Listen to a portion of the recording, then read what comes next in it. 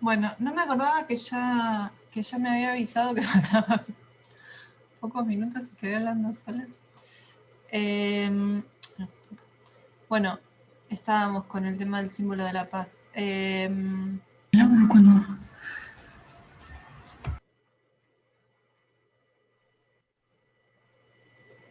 Ay, ¿qué estoy haciendo?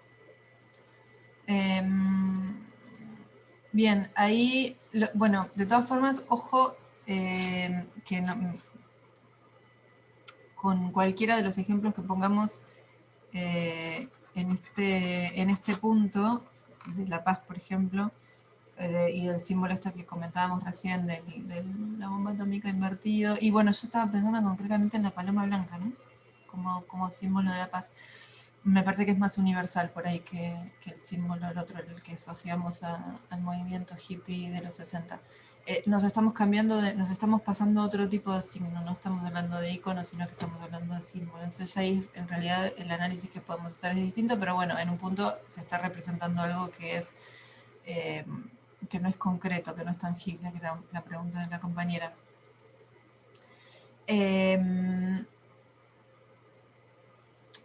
En el caso de los otros ejemplos, ¿sí?, que estamos poniendo, son iconos, o sea, digamos, son la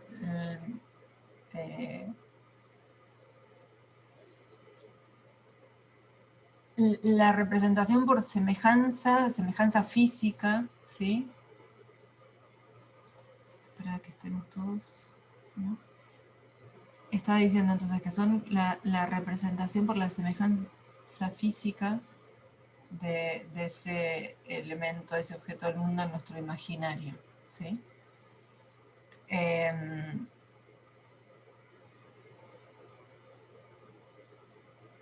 Y entonces ahí aparece el rasgo de la cualidad, ¿no? En este caso de la cualidad física. Bien, no sé, Mirla, si te quedó claro.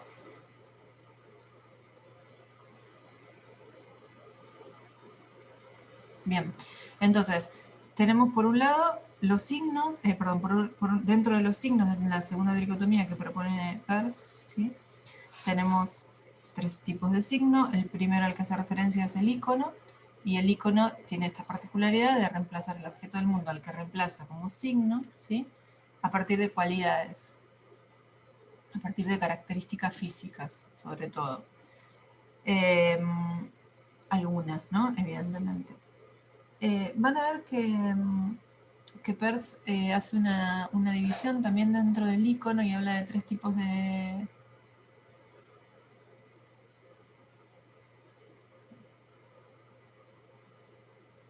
Bueno, justamente porque Ignacio, porque se está preguntando si es por semejanza física, se puede considerar un signo que representa algo no tangible como icono. Claro, justamente porque es la representación de la semejanza física del imaginario, o sea, del imaginario que tenemos sobre, por ejemplo, ay Dios, un dragón o un unicornio, o no sé, por ejemplo, una bruja, ¿sí? De todas formas, fíjate que también, no por casualidad, seguramente,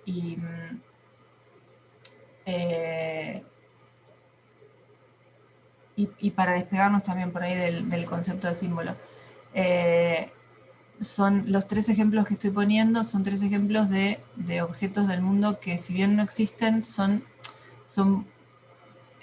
digamos, están basados de alguna manera en objetos del mundo que sí existen, ¿sí? Porque, bueno, un unicornio es un caballo con un cuerno, un dragón es un dinosaurio que saca fuego, eh, un, una bruja, y ahí nos metemos en un tema recontra polémico, ¿no? Sobre cómo la selección de rasgos y qué rasgos hacen que un sujeto se convierta en bruja, ¿no?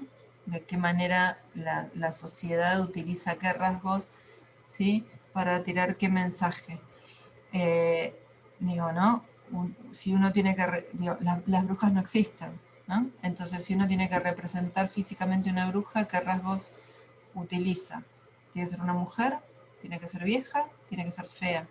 O sea, todo lo que está penalizado en nuestra sociedad. Ser mujer ya es complicado. Si encima sos fea, fea obviamente en cuanto a los criterios de belleza que también impone la misma sociedad, que es la que determina quién es una bruja, por ejemplo. Y bueno, si sos vieja ya está. Fíjense de qué manera se construye el signo de bruja, ¿no? Digo, esto para que lo piensen. Y el aire, bueno, ahí nos metemos en cuestiones por ahí, a mí se me hacen un poquito más difíciles. Yo no sé hasta qué punto el aire no es representable físicamente. No sé. Habría que ver, ¿no? Que tendríamos que verlo sobre ejemplos concretos. Sí, porque estaba pensando en eso, por ejemplo, ¿no? En realidad lo que estás, si te pones un poquito más estricto, decís, bueno, en realidad lo que estás representando ahí es el movimiento del aire con la onda, pero bueno, ya nos metemos por ahí en casos de cosas muy específicas y no sé si tiene mucho sentido perder tiempo en eso. Quedémonos en la cosa más, en la regla, ¿sí? Que entra, qué sé yo, no sé si está bueno empezar a pensar como en excepciones. O sea, ustedes saben que las propuestas teóricas, las teorías científicas se desarrollan en base a regularidades, a reglas, a lo que sucede, no a lo que podría suceder, sí, a lo que no sucede. Después, obviamente, que también a partir de esas cosas sí se refutan, pero bueno, justamente nosotros no vamos a refutar, en principio, nadie por ahora. Así que vamos a tratar de trabajar con los ejemplos por ahí que representan mejor o que ilustran o que ejemplifican mejor lo que Per se está planteando, que después podamos encontrar, qué sé yo, cuestiones discutibles o cosas y casos que no cierran y sí puede pasar, porque eso sucede. Y sobre todo, que es por ahí lo que más nos tiene que interesar, porque una de las preguntas de parcial y de final va a tener que ver con hacer análisis desde la perspectiva de PERS, obviamente que siempre van a, o sea, no les voy a hacer analizar ni categorizar un signo que sea, qué sé yo, conflictivo en ese sentido, que nos tengamos que poner a pensar si esto es qué tan tangible o no es y ese tipo de cosas, ¿no? Bien, entonces, por un lado, les estaba diciendo que después hace una categorización interna con la que nosotros no vamos a trabajar, simplemente la menciono, dice que dentro de los iconos tenemos tipos de iconos distintos, se habla de imagen, diagrama y metáfora, y bueno, la imagen es justamente lo que estábamos comentando antes, por ejemplo, una foto. Ya en esto, ¿no? Concretamente sobre las cualidades y cualidades físicas, el diagrama dice es un tipo de signo, es un tipo de icono que representa el objeto del mundo a partir de representar las relaciones entre las partes y el todo. Entonces, por ejemplo, va a decir en ese sentido que un organigrama, ¿saben qué es un organigrama? Por ejemplo, un organigrama de una empresa, ¿qué es? Sí, es una representación gráfica de cómo se organiza las diferentes jerarquías de la empresa. Bien, es una representación gráfica de cómo está organizada una empresa en función generalmente de las jerarquías, ¿no? Entonces lo que vas a tener es un jefe, 2 subjefes, 3 directores, 5 subdirectores y 25 empleados, y entonces va a tener también esta forma medio piramidal. Entonces él dice que eso es un icono, en tanto que hay una representación, una semejanza ¿y con qué concretamente? Con la relación entre las partes y el todo, ¿no? Como está organizada la empresa con un líder y 25, con un jefe y 25 empleados, y esa misma relación se va a representar. Por ejemplo, lo que sucede con los gráficos de porcentajes, ¿no? Cuando yo tengo un círculo de porcentajes, un gráfico de porcentajes, un redondel, y resulta que tenemos 95, no sé, 95% de X y 5% de A, el 95 tiene la mayor parte justamente del gráfico y el 5 es muy pequeñito. Bueno, esa relación entre el todo y las partes para PERS, ¿sí? O sea, mejor dicho, ese gráfico que él llama diagrama, está representando una relación de semejanza entre las partes y el todo. Y después se mete con la metáfora, y ahí sí yo no me quiero meter con esto porque se empiezan a superponer categorías si nos metemos con la metáfora. Además,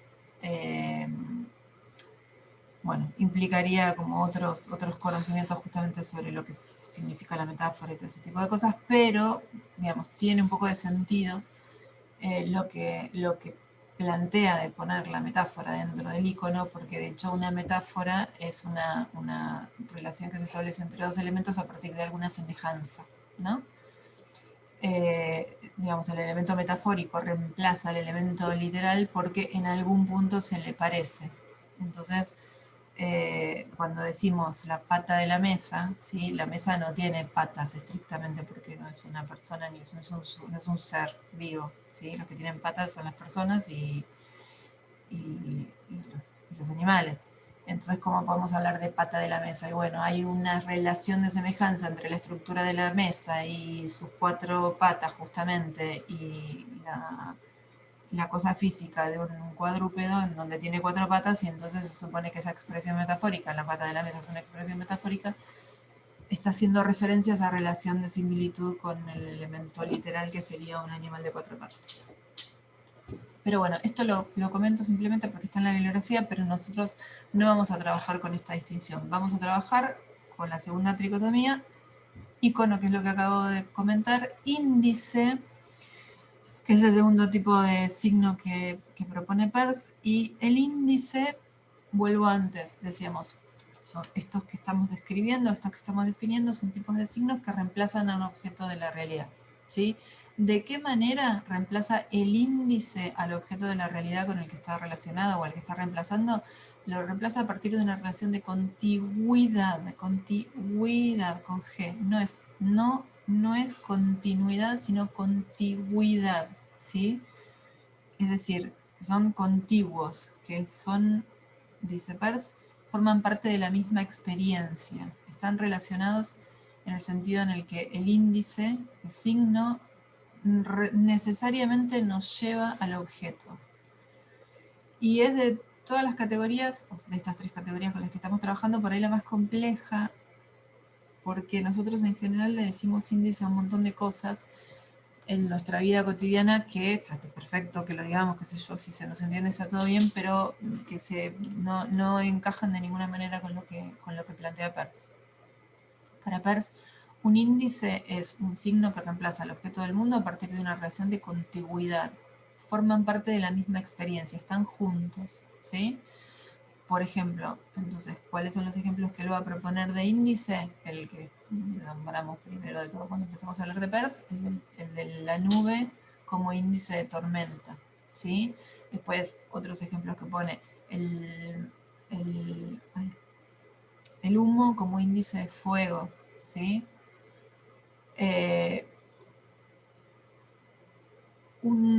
A mí el ejemplo, bueno, cualquier síntoma de una enfermedad, ¿sí? Por ejemplo, tener fiebre como índice de una infección, ¿sí? Eh, eh, un ejemplo que a mí me parece que está piola también y que nos lleva por ahí a otro tipo de sentidos es el ruidito de la panza como índice de hambre, ¿sí? Y a otros sentidos no, porque si no nos quedamos siempre como en la cosa visual. Fíjense entonces qué particularidad tiene cada uno de estos ejemplos que estoy nombrando, que todos tienen que ver con fenómenos de la naturaleza, ¿sí? La nube con la lluvia, el fuego, el humo con el fuego, la fiebre con la enfermedad, la infección, el ruido de la panza con el hambre, ¿sí? Todo tiene que ver con cuestiones naturales, porque la mayoría de los índices, la mayoría de los signos de los índices que responden justamente a esta categoría tienen que ver con fenómenos naturales. Y eso sería como los índices puros. Después, dice Peirce, bueno, hay otros que podemos encontrar otros tipos de signos que responden de alguna manera a esta idea de señalamiento porque lo que dice Peirce es que el índice señala su objeto, ¿sí? En ese sentido es índice, en el sentido en el que el signo, el índice señala el objeto. Pero bueno, son un poco más, como que cuesta un poquito más encajarlos en esa categoría. Mirla, indicador. Bueno, en realidad él habla de índice y en ese sentido vamos a respetar la terminología que propone él. Le llama índice. Ahora, qué manera de pensarlo te ayuda a vos a entenderlo? Si lo querés pensar como un indicador, pero no me pongas en el parcial que X cosa es un indicador porque te voy a tener que decir no, es un índice. Ojo con la terminología. Si a vos te sirve entenderlo como indicador, sí, justamente es un índice, es algo que indica. Yo diría, y tiene que ver con lo que voy a decir ahora, que por ahí lo pienses más como algo que señala, porque de hecho, justamente, y tiene que ver con la segundidad, con la manera en la que la cualidad se manifiesta en el objeto, ¿no? Peirce dice que en el índice y el objeto del mundo al que el índice reemplaza comparten la misma experiencia, participan en la misma experiencia, están en el mismo hecho, y que el índice está señalando el objeto del mundo. Y entonces fíjense que acá tenemos la gran diferencia entre índice e ícono, y es que así como decíamos que podíamos tener íconos de objetos del mundo que no existían, no puede pasar lo mismo con el índice. En el índice necesariamente tiene que existir el objeto del mundo. En el índice, si no hay fiebre, perdón, si no hay infección, no hay fiebre. Si no hay fuego, no hay humo. Si no hay hambre, no hay ruidito en la panza. ¿Sí? Necesariamente tiene que estar, el objeto del mundo tiene que estar presente en la misma experiencia, el índice lo está señalando. ¿Sí? Y entonces, repito, en este sentido son bien distintos si lo comparamos con el icono, y por otro lado, fíjense otra gran diferencia, que es que el índice no se parece en nada al icono. El índice no se parece nada al objeto del mundo al que reemplaza, ¿sí? En el icono yo decía, bueno, tengo una pirámide marrón y digo, eso es una montaña. Bueno, porque sí, la verdad que las montañas tienen una forma medio piramidal y son marrones. Entonces, el icono se parece al objeto del mundo que reemplaza. Ahora, ¿la fiebre se parece a la infección? Es más, ¿el humo se parece al fuego? No, son dos cosas distintas. ¿El ruido de la panza se parece al hambre? No se parecen en nada. Son cosas completamente distintas. Son signos que señalan, ¿sí? Entonces, a ver, en los ejemplos que dimos al principio de los iconos con el dibujo de la leche en los lácteos y los copos de nieve con el frío, ¿serían índices? No, ojo con eso.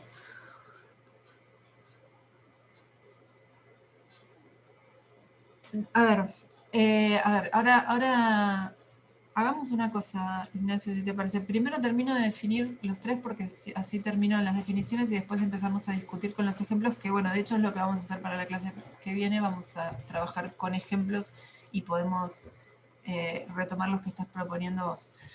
Entonces, ¿sí? El índice tiene esta particularidad de que señala al objeto del mundo al que está reemplazando. Bien. Y como dije antes, en general están relacionados con fenómenos de la naturaleza. Ahora, lo cierto es que hay algunos signos que en nuestra sociedad funcionan como índices porque tienen una función indicial. Entonces, el ejemplo que pone él en la bibliografía, creo que lo pone él en la bibliografía, si no lo pongo yo, es, por ejemplo, una cruz verde. Yo estoy caminando por la calle y a 2 cuadras veo una cruz verde y eso, ahí sí, abajo de la cruz verde, ¿qué me voy a encontrar? Farmacia. Una farmacia. Bien, una farmacia, ¿sí? Entonces, bueno, de alguna manera eso está indicando, ¿sí? Está funcionando como índice, está señalando al objeto del mundo, ¿sí? Que está ahí abajo de la cruz verde y que es la farmacia, ¿sí? Y yo antes le decía, no puedo tener fuego sin humo, perdón, no puedo tener, hay humo sin fuego. Si de pronto yo encuentro, voy, no sé, por la calle, hay un montón de humo, algo se está quemando, porque si no, eso no es humo, es otra cosa. Entonces, ¿sí? Si yo tengo fiebre, bueno, eso es un síntoma de algo, tiene que estar pasando, ¿no? La gente no hace fiebre de la nada, será, qué sé yo, una cuestión psicosomática, bueno, es señal entonces en todo caso de que tenés un tema psicosomático, pero no sé, la gente no levanta fiebre porque sí, ¿sí? Siempre lo vamos a relacionar con algo, con el objeto del mundo al que está señalando. Y en ese sentido, yo les sugiero que a la hora del análisis sean igual de estrictos en este otro tipo de ejemplos que no tienen que ver con signos naturales. Cuando yo veo una cruz verde en la calle, voy a buscar ahí la farmacia porque quiero comprarme, no sé, para bajar la fiebre que me dio el ejemplo anterior. Y si llego hasta ahí y no me encuentro una farmacia, y bueno, che, al final caminé estas 2 cuadras porque vi el cartel y resulta que acá abajo hay un kiosco 24 horas. No, o sea, yo ahí espero encontrarme una farmacia, ¿sí? Entonces, piensa en el índice en ese sentido, ¿sí? En algo que señala y que tiene que formar parte de la misma experiencia. Si yo voy hasta la Cruz Verde y no me encuentro en la farmacia, bueno, hay una situación que hay algo que no está funcionando, ¿sí? O sea, si cerraron la farmacia, llévate la Cruz Verde, porque a mí me confundís, ¿sí? Entonces, con esto quiero decir que, bueno, no me quiero adelantar a las posibles malas interpretaciones. Después vamos a ver, porque en general hay una tendencia a medio a ver índice en todo, y no es tan así, digamos, tiene que haber una relación de contigüidad, justamente como lo plantea Peirce. Y bueno, el último de los casos, el último de los signos es el símbolo, ¿sí? Y es el tipo de signo que reemplaza al objeto del mundo, ¿sí? Ya pasé entonces ahora el tercero de los signos que entran dentro de la segunda tricotomía de Peirce, que es el símbolo, que es el tipo de signo que reemplaza al objeto del mundo, que reemplaza, ¿sí? Por una relación de, o mejor dicho, a partir de una ley, un hábito o una convención, ¿sí? Es decir, tenemos un signo que va a reemplazar al objeto del mundo, no por el parecido, no porque formen parte de la misma experiencia, sino porque por algún tipo de convención o hábito, por costumbre, porque alguien lo estableció así de manera arbitraria, ese signo entonces va a estar reemplazando ese objeto del mundo. Y vuelvo entonces por ahí, si quieren, acá a los ejemplos que poníamos antes en relación a los símbolos de la paz. Y tomamos el más universal, ¿sí? Que es el de la paloma de la paz, ¿no? Bueno, la paloma blanca, que es símbolo de la paz, porque la paloma de hecho es una plaga, ¿no? Sabemos que en las grandes ciudades, bueno, en el campo también, las palomas son una plaga. Entonces, pues fíjense ahí de nuevo también el tema de la selección de rasgos, ¿no? ¿Qué cosa, qué rasgo, qué se priorizó en este animalito para que se lo termine considerando el símbolo de la paz? Lo blanco. Sí, puede ser lo blanco, puede ser. El blanco trae, es un color que trae tranquilidad y paz, supuestamente. Bueno, Entonces, eso también lo, pensémoslo como construcciones también, ¿no? claro. Lo blanco, Por, digo, si queremos meternos en cuestiones un poquito más de picantes en cuanto a la cuestión social y los grupos étnicos, pensar que lo blanco es bueno y lo negro es malo, no sé si hace falta que agregue mucho más, ¿no? Son construcciones, absolutamente construcciones. Entonces, nada, símbolos. El ejemplo que propone Peirce sobre símbolo, para ejemplificar el símbolo, es, por ejemplo, el signo lingüístico, ¿sí? Entonces, fíjense acá, porque acá tenemos medio un encontronazo entre Saussure y Peirce, porque Saussure habla de signo lingüístico, el signo lingüístico como signo, y lo separa, de hecho lo distingue de símbolo, porque dice el signo es un signo lingüístico porque es arbitrario, en tanto no motivado, y va a decir otra cosa es el símbolo, y de hecho toma el ejemplo de la paloma de la paz, de la paloma blanca como símbolo de la paz, y el ejemplo, estoy en Saussure, de la balanza como símbolo de justicia, y dice, bueno, en realidad estos son símbolos porque sí son motivados. Esto, porque una paloma blanca, en realidad que una paloma no hace nada, no hace mal a nadie, y si encima es blanca mejor, como símbolo de paz. La balanza como símbolo de justicia, por esta cosa de que no se tiene que ir ni por un lado para el otro, tiene que estar en equilibrio. como símbolo de la justicia, y Saussure dice, son símbolos porque son motivados, porque hay una motivación, porque hay un por qué se eligió la balanza, aunque luego después nos olvidemos, ¿no? O pensemos en el otro día, en el ejemplo que dijeron recién, como símbolo, el símbolo de la paz, el otro, el del movimiento hippie en los 60, ¿no? Invertir lo que era símbolo de la... Eso igual lo voy a checar para la clase que viene. El símbolo de la bomba atómica, y a partir de la inversión del símbolo de la bomba atómica, entonces a partir de eso construir lo que es el símbolo de la paz. Saussure dice, estos son motivados, por eso son símbolos y no son signos. Y Peirce hace un análisis de estos elementos que estoy nombrando bien distinto, que es que todos son signos, la balanza, la paloma de la paz, el símbolo de la paz, del movimiento hippie y los signos lingüísticos son todos signos, ¿sí? Y además dice el signo lingüístico es símbolo, porque también está establecido por convención de la misma manera que la paloma blanca, símbolo de la paz. Hay una ley, un hábito, una convención para que exista el signo lingüístico, ¿sí? La mayoría. Después hace una diferenciación entre distintos tipos de signos lingüísticos, pero no, después en todo caso lo tomaremos. Entonces, bueno, Ignacio, a ver, entonces los ejemplos que vimos al principio de los iconos con el dibujo de la leche con los lácteos y los copos de nieve con el frío serían índices. Bueno, entonces, ¿qué pasa acá? No podemos a priori decir que un determinado signo, ¿sí? A priori no podemos decir que un determinado signo es icono, índice o símbolo, ¿sí? Bueno, por ahí, en muchos sí, cuando yo digo, de hecho, el símbolo de la paloma blanca, símbolo de la paz, lo estoy estableciendo como símbolo, pero de todas formas tenemos que ver en qué contexto, en qué situación se da cada uno de esos elementos, ¿sí?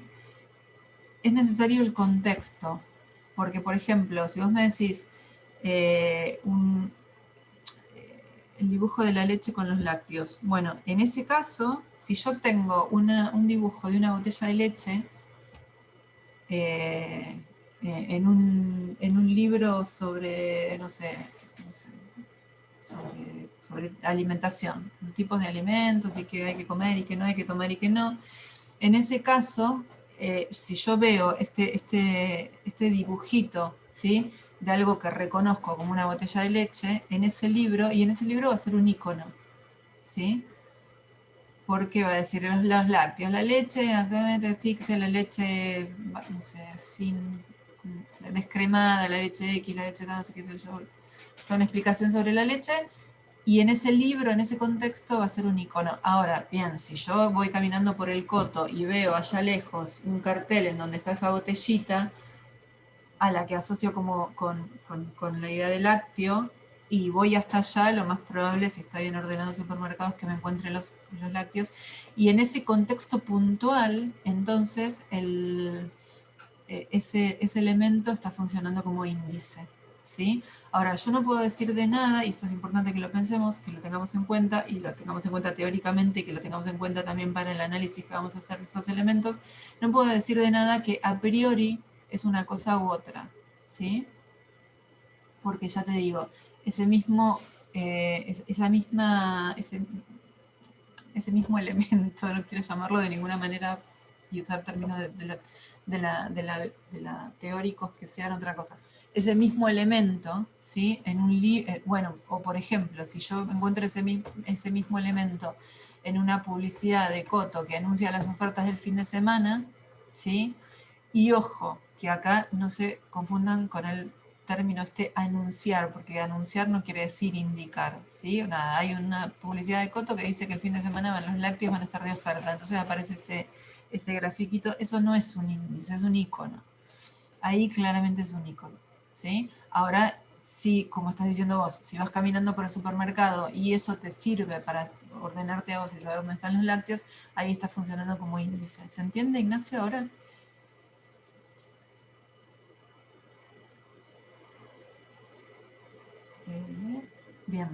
Bien, entonces, ¿qué va a pasar? Que cuando analicemos este tipo de elementos, lo que vamos a tener que pensar es en el contexto en el que aparecen, ¿sí? Entonces, por ejemplo, bueno, pero no me quiero extender más porque ya vamos a tener que cortar y no quiero dejar las cosas a medias. Yo les voy a mandar entonces una serie de archivos, ¿sí? Para que ustedes vean y para que ustedes analicen desde lo que comentamos hoy, por supuesto leyendo además la bibliografía, cada uno de esos elementos que aparecen en esos archivos, ¿qué es? Si es icono, si es índice o si es símbolo. Pero además tengan en cuenta que muchas veces, voy a tomar la palabra imagen como algo general, muchas veces las imágenes que analizamos son imágenes compuestas, ¿sí? O complejas, no parece un solo elemento, ¿sí? Muchas veces cuando analizamos esto, por ejemplo, si pensamos en una publicidad de Coto sobre las ofertas del fin de semana y aparece el icono de la botella de leche, ¿sí? Bueno, no va a aparecer solo, van a aparecer otros elementos. Entonces, también uno tiene que hacer una lectura y eso es lo que vamos a trabajar y vamos a trabajar las próximas clases para preparar la pregunta de parcial que va a tener que ver con esto. Tenemos que pensar, bueno, ¿cuál de estas, bueno, esto podría ser varias cosas, ¿no? Bueno, en este contexto, ¿qué? O sea, esta imagen podría ser un índice, un icono, un símbolo. Bueno, en este contexto, ¿qué es? ¿Sí? En este contexto, con estos datos que tengo, ¿cuál de todas estas formas se impone sobre las otras? ¿Sí? ¿Qué sé yo? Por ejemplo, comparto pantalla un toque y ya cortamos y seguimos el lunes.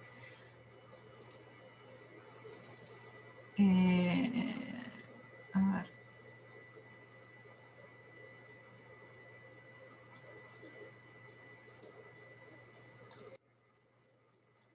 Si yo tengo esto, ¿no? Que está cargando y en algún momento esto. ¿Qué podría ser? ¿Qué les parece a ustedes que es esto? Nosotros lo reconocemos como el logo de Apple, Bien, y en términos de pero PERS, hay entonces, ¿qué sería? Un una símbolo. marca de cerveza. Bien, un símbolo. Un símbolo que está reemplazando a la empresa Apple, ¿sí? Entonces, claro, ¿es errónea la lectura de esto como un icono? No, no es Sí, errónea. porque No, no, pero no está en el contexto, es así a Bueno, secas. claro, esto Claro. esta imagen así como está planteada acá está absolutamente fuera de contexto en cuanto a que solo les presento la imagen y nada más. Entonces la pregunta o mejor dicho, ¿sería errónea la lectura de esto? Bueno, en realidad también podría ser un icono, porque yo estoy reconociendo que eso es una manzana mordida. Y fíjense de nuevo el tema de la selección de rasgos, porque esto, o sea, que reconozcamos acá una manzana es una genialidad de nuestro intelecto, porque la verdad es que, o sea, ¿no? ¿Qué tomamos, ¿no? En la selección de rasgos. Bien. Entonces, ¿podría ser un icono? Bueno, es un dibujo de una manzana, sí. Ahora bien, en nuestra sociedad, en nuestra realidad, entre nosotros, en el año 2020 en el que estamos y en el contexto en el que vivimos, si yo le digo a alguien así, en una pregunta sencilla, de así, tú, contestame qué es esto para PERS, y me dice un icono, y la verdad es que, ¿para quién podría ser esto un icono? Para mi abuelita de 102 años que nunca en su vida se enteró de que existía internet, porque después es un símbolo, es un símbolo. Esto no está representando, o mejor dicho, no está reemplazando el objeto del mundo manzana mordida. Esto está reemplazando el objeto del mundo marca Apple. En nuestra sociedad, en nuestros días. Hace, no tengo, 50 años atrás, si yo ponía en una clase, che, esto que en términos de PERS qué es, y lo más probable es que dijeran es un icono, o podría ser símbolo de otra cosa. ¿De qué podría ser símbolo? Una granja productora de manzanas. Sí, podría, sí. Algo, pero algo más, como más compartido, más universal. Que Universal me comí occidental. una manzana. Universal occidental. Bueno, qué suerte que están como. En parte, qué suerte y en parte que no. Una manzana mordida. ¿Símbolo de qué?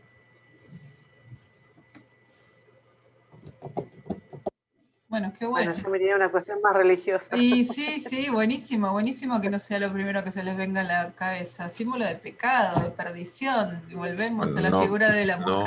la mujer que mordió la manzana, Eva, ¿sí? Todo ese No lo mundo. tomaría como el pecado, o capaz lo pondría como un símbolo religioso ya de por sí, no tirando para símbolo de perdición. No sería. Bueno, sí, pero porque símbolos religiosos hay un montón. Sí, Pero obvio. es una obvio. manzana mordida al lado de una cruz. Que, o sea, no E ibas tenés- a tener claramente la referencia. Pero bueno, en definitiva, lo que les quiero decir con esto, con estos ejemplos, es que, y ya tenemos que terminar, es que no vamos a tener nunca, o sea, por un lado no vamos a tener una respuesta única, porque cualquiera de estos elementos hay que ponerlos en contexto. Ahora después, esto se los digo ahora y se los digo también para los chicos que no son argentinos, chicos y chicas que no son argentinos, si es que hay en el grupo chicos y chicas que no son argentinos, argentinas, que lo tengan en cuenta porque lo cierto es que tiene que ver con nuestra historia, tiene que ver con la historia de Argentina, tiene que ver con la historia de la universidad también, y para los que son de acá también, porque yo lo hago como un aviso, por decirlo de alguna manera, a los chicos por ahí que no son argentinos, pero a muchos argentinos también se les escapa, que si yo pongo un pañuelo blanco, acá en Argentina, en el año 2020, es un símbolo. De acá a la China, si me permiten la expresión, un pañuelo blanco es un símbolo y nadie que esté cursando el CBC puede no saber que un pañuelo blanco en Argentina, me atrevería a decir lo mismo del pañuelo verde en este momento, pero sobre todo el pañuelo blanco. Nadie en Argentina en el año 2020 puede no saber que el pañuelo blanco es un símbolo y un símbolo de qué. Por las dudas, si alguien tiene dudas o lo que Bendición. sea, lo charlamos la clase que viene, arrancamos con esto. Pero estas cosas de no hay respuestas únicas y no, porque hay que poner en contexto. De todas formas, hay, y sobre todo diría yo que en los símbolos, hay símbolos que sí son la respuesta. O sea, no va a estar nunca bien si ustedes tienen que analizar un ejemplo desde Persia, aparece un pañuelo blanco, en el pañuelo blanco al que me estoy refiriendo, que no lo puedan entender como símbolo, ahí sí vamos a tener problemas porque no hay manera de escaparse de eso, ¿no? Sería un poco como esto, como no poder, no quiero meterme con otros ejemplos, ¿sí? Bueno, simplemente quería hacer esa aclaración, les voy a mandar las imágenes para que la clase que viene sigamos trabajando esto en relación a las imágenes, ¿sí? Dale. Bueno, profe. Dale, Nos gracias, vemos profe. el lunes en el horario siempre. Chicos, que tengan buen fin de semana, cuídense. Igualmente, Igual. profe. Chao. Chao. Chao.